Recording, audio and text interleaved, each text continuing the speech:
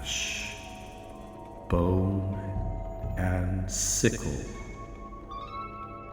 bleeding saints and forest witches, the past unburied, the books unsealed, the old celebration returning.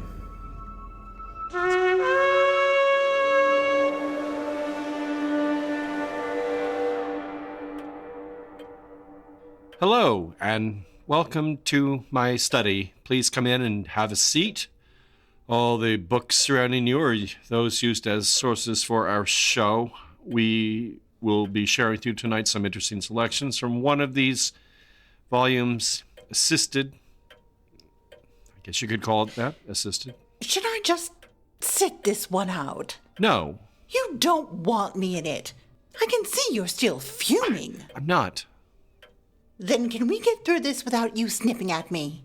I wouldn't call it that. It's just been a terrible week. You know it has. I know. Terrible. Yes. The thing is, to back up, assisted as always by the housekeeper of this estate and co-host of this show, Mrs. Carswell. You say hello. Hello. You should just talk about it. So the reason we're a bit late getting this show out, we had an incident, and I'm just trying to make sense of it. With Strix, the owl Mr. Ridenauer adopted several months ago. You can explain. I can't explain. That's the thing. Strix is gone. She just disappeared. Last Saturday. Saturday night, or maybe Sunday morning. We just can't be sure, and I don't know how, or I don't want to know. You found that loose mesh. So, Strix had been staying in the old solarium attached to the house. It hasn't been used for decades, and so most of the glass panels are gone. But the whole thing was covered over with mesh, and not flimsy chicken wire. It's industrial strength stuff, welded and galvanized fencing mesh. And when we realized Strix was gone, Mr. Ridenauer searched all over the solarium and found this one part that was loose from the frame. Oh, it was loose, but that opening was really small, too small. And it was laying pressed flat against the frame. If Strix had torn it open... I know. If Strix had torn it open, she wouldn't have pulled it flat behind her once she was out. It would have been left standing open. It would have been bent open and hanging. We would have seen it right away. So we're thinking maybe somebody stole her. No, we're not. You said it was possible. No, she wasn't stolen. No one would steal her. Or likely the door was left open. Here we go. I'm not accusing anybody. No, not you. I'm not naming names. I just know that someone who was very, very scared of Strix and had sworn to confront those fears, sworn in front of all of our listeners to confront them on a certain day. Oh, when was it? Oh, the second Sunday in August, I think. And let's see, when did this happen? It doesn't even make sense. The last time I went in there, she tried to kill me, so why would I open a door and leave it standing open so she could follow me out and attack me? I never said that. I told you not to wear the owl makeup. It's a tribute. If you lose something important to you, you should acknowledge it. It's a memorial. She's not dead. Anyway, I don't think she'd like it. I do. I think she'd like it very much. I have a headache. Why don't we just start the show? Why? Here, give me that. This is episode 116, The House Struck by Lightning and Other Curiosities.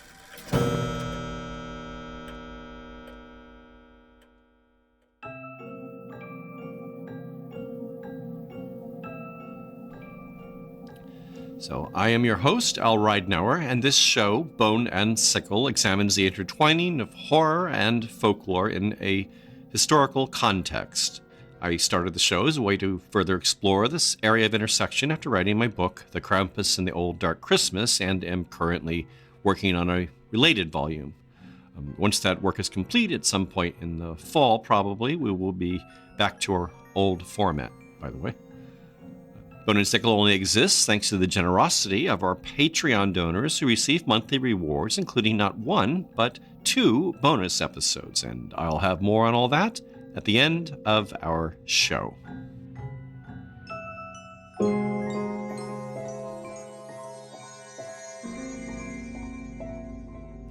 In this episode, we'll be returning to the 1825 volume compiled by Sherwood Jones and Company, entitled The Terrific Register, or Record of Crimes, Judgments, Providences, and Calamities. I hope you find it entertaining, though I would discourage listeners from eating while they enjoy this particular episode. A house struck by lightning. The following account of a house struck by lightning at Russing End, near Hitchin in Hertfordshire, is related by an eyewitness. About 1 o'clock on Wednesday, June 26, 1771, I was going into my hayfield and perceived a black storm rising in the south in direct opposition to the wind, which was then full north. It continued hanging there for a full hour, and not seeming to come on, I walked into my field, which was about a half-mile off. On my arriving there, a violent clap of thunder came, though the sun at that time shone very clear. I turned about to go home, and thinking it would rain hard, proceeded to go through a wood. But on getting into the middle of it, as I heard no continuance of the thunder, I imagined the storm is over. But as I was returning, I heard a second clap, which was accompanied by a slight sprinkling of rain. I then continued my walk through the wood into a field, and, looking towards the black cloud, saw a small flash of lightning succeeded by a pale spiral pillar of fire, which shot up into the clear air of vast height. Then followed a loud clap of thunder. From these circumstances, I imagined some mischief had happened in the neighborhood. On my coming into the house, I looked at the clock and found it wanted 5 minutes of 3. It then rained very fast. The next day, I was told that much damage was done at a farmhouse at Russing End. I went there and found the accident had happened just after their clock had struck 3. I was shown the back part of it, and a large chimney, to which a small bedchamber chimney was fastened by an iron square clamp and iron hook, which I imagined attracted the lightning. It entirely took down the chimney, as if done by a workman. At the back was a leaden gutter and an oak board to support it, neither of which were moved or discolored. From thence it broke a hole in the left-hand side of the chimney, and the chimney, being stopped up where it was usual to have chimney boards, it diverted its course to the right of a closet containing several bottles of liquor. All the full bottles were broken, the empty ones saved. It forced open the closet door, though locked, and covered it all over with a brimstone. It forced off the 2 middle ledges, the upper and lower ones remaining firm. From thence it descended into the kitchen and ran over 2 spits on the rack, covering them with a yellowish slime and of a clammy feel. It then broke to pieces a cupboard under them, in which was a brass tobacco box full of gunpowder, the lid of which it blew open without firing the gunpowder, but only mixing it with a yellowish color. A bird which hung on the bacon rack 6 feet off the chimney was not hurt, only a splinter 2 feet long forced into his cage. The panels of the cupboard were flung to the farthest end of the kitchen. A woman and a child who sat near the window were flung out of their chairs unhurt. But the maid, who was sweeping the house near the door, which is open, was beaten down senseless and laid so till 10 o'clock that night. Her face and all her right side were scorched, but her clothes were not singed at all. It discolored a tin candle box without firing either the candles or matches. It ran over a chopping knife which hung in the chimney, and from thence made a black streak into the fireplace across the hearth. It made a small hole into the yard through the wall of the house, under the window shutter, and broke a hole in the shutter a foot above it. Wherever there were nails in the window, it melted the lead all about it. Some brass candlesticks were spotted in many places with blue spots burnt in. They were underneath a shelf of teacups, which were untouched.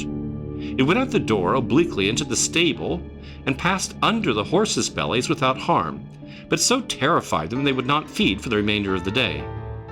It struck a colt blind, which was in an adjoining field, set fire to a hayrick, killed 3 pigs, and otherwise did some fair damage.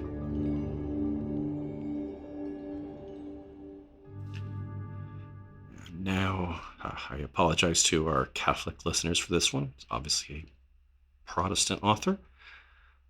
Horrible Crimes of the Romish Pontiffs.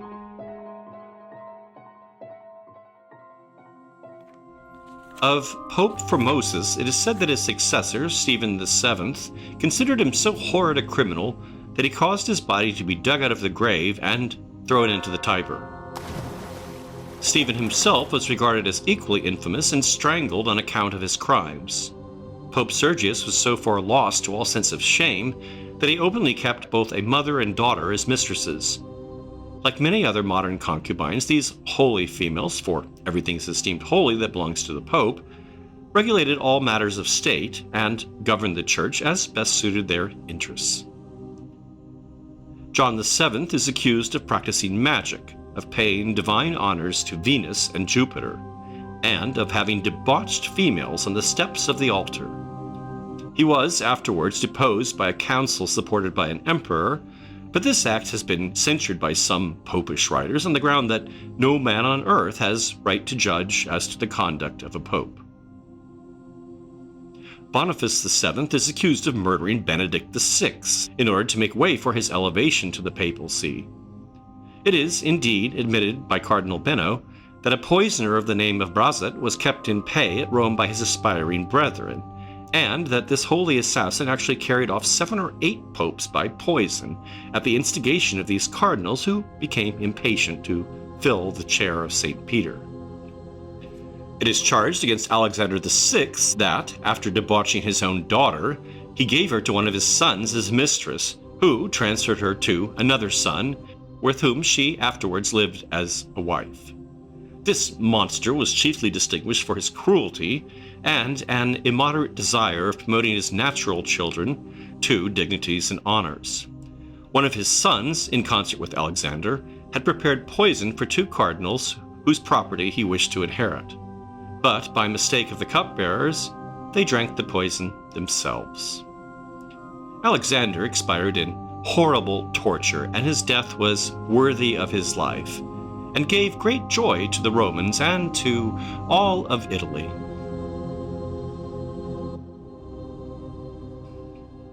Okay, these are longer, so only a few of them. Let's see. This is the one you might put aside anything you might be eating. The dead devoured by the living.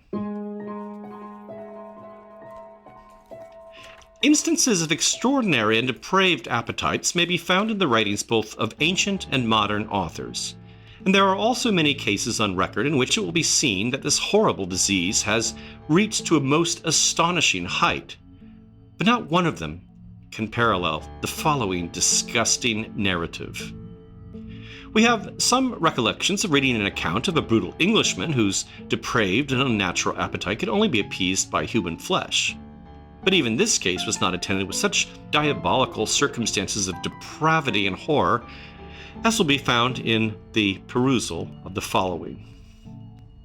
The police of Paris, a short time since, apprehended and lodged in the Bicêtre asylum a man named Antoine Langoulet, who, they were given to understand, had been for a long time past in the habit of satisfying an unnatural appetite with food of the most repulsive and disgusting description. It appeared that animal substances in the highest state of putrefaction, and even the human body itself, were regarded by this miserable wretch as very delicate morsels indeed. He usually stayed within doors the whole of the day till sunset, when he would walk forth and parade up and down the dirtiest lanes and alleys of Paris, and, noting where a piece of stinking carrion lay floating in the kennel, He would return at midnight and, seizing it, convey it to his lodgings and feast on it for the next day's meal. In this manner he kept up his wretched existence for years, until, by a refinement in his appetite, he at length found his way to the burial grounds, and after many attempts, with some rude instruments his ingenuity had formed for that purpose, he at length succeeded in pulling out of the graves several of the bodies recently interred.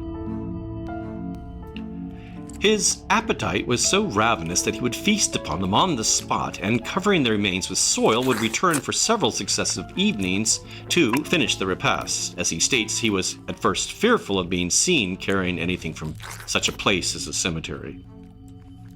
What is still more extraordinary, he would feast himself upon the intestines in preference to any other part of the body, and when he had thus regaled himself, he would fill his pockets with as much as they would conveniently hold this horrible material for a future meal. At length, he found this plan inconvenient, as it took up too much time. He therefore determined on running the risk of discovery, and conveyed his darling article of food to his lodging, which was in a miserable hayloft.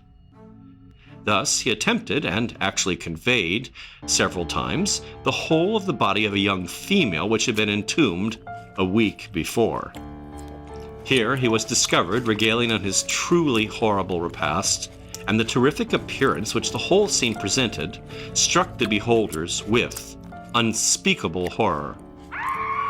When interrogated on the subject of his dreadful depravity, he said that from a child he had always been fond of what other people denominated loathsome, and then expressed his surprise and wonder that anyone could attach the least blame to him for a taste to him so natural. Nor did he appear to consider that he had committed any crime in endeavoring to satisfy that appetite in the way he had done. His answers to whatever questions were put to him were precise and rational, although there appeared at times a little incoherence in his manner. He acknowledged that he sometimes felt the greatest inclination to devour children of a tender age, and that he never could summon sufficient courage to kill them. He has ever since been incarcerated in the prison of Bicêtre for fear of the consequences which might result from his horrible propensities. The above report was communicated to the conductors of the archives by Dr. Berthollet, and every reliance may be placed on its authenticity. This horrible account cannot possibly be equaled. We, however, present our readers with the following specimen of an unnatural appetite, which has not been unaptly termed by medical practitioners the bulimia or canine ravenous fever, and the disease is always beyond the power of medicine to relieve in any way. There was a Polish soldier named Charles Domry in the service of the French on board a frigate which was captured by the squadron under the command of Sir J. Borlas Warren off Ireland in 1799. He was 21 years of age and stated that his father and brothers had been remarkable for their voracious appetites. He began when he was 13 years of age. He would devour raw and even live cats and dogs, besides bullock's liver, tallow candles, and the entrails of animals.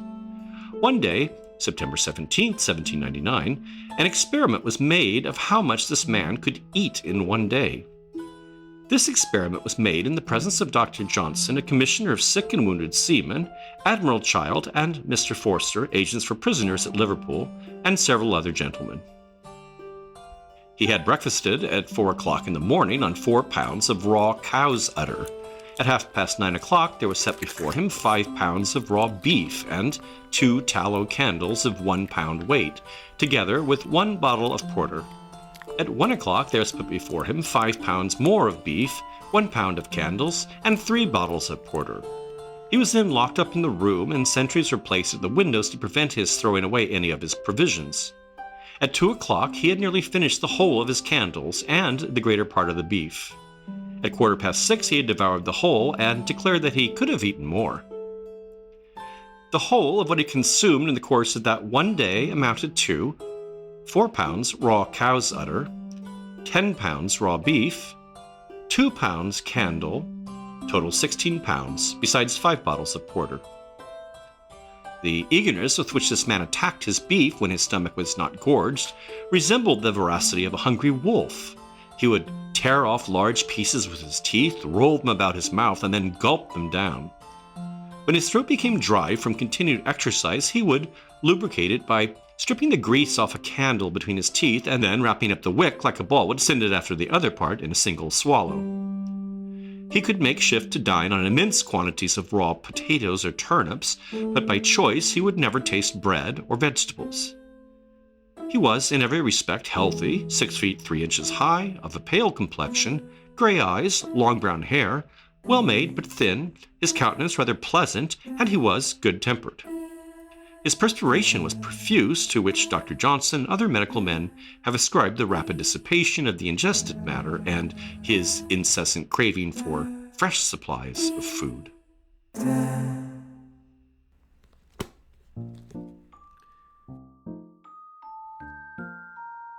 And now, a bit of poetry as we close our show with Carswell's Corner. For this episode, we'll be hearing from a poet who needs no introduction. At least, I think that's who we're hearing from.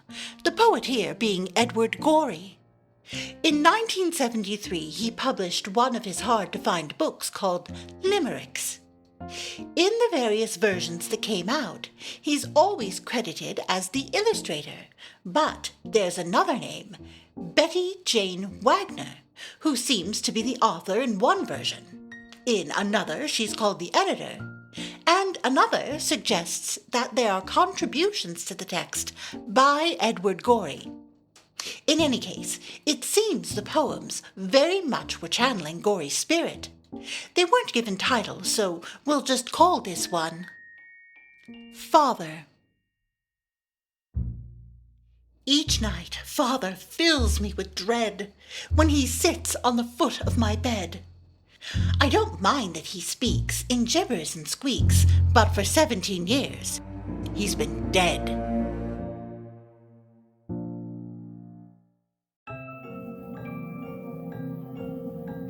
I hope everyone's been enjoying our show and that you might take the opportunity to leave a review if you do. It very much helps us with the visibility of the show on the streaming services.